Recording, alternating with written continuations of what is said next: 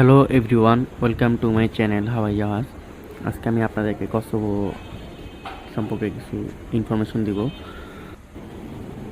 বর্তমানে কসোভো এম্বাসিতে ভিসার জন্য ফাইল জমা দেওয়া উচিত হবে কি না, এটা নিয়ে আপনাদের সাথে আজকে আমি কথা বলবো।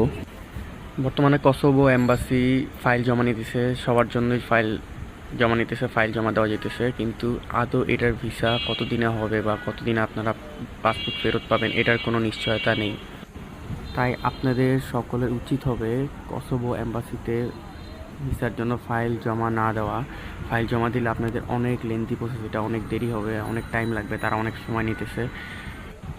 আগে যেমন শর্ট টাইমে কসোভোতে যাওয়া যেত, এখন এটা যাওয়া যেতেছে না, এখন কিন্তু অনেক সময় লাগতেছে।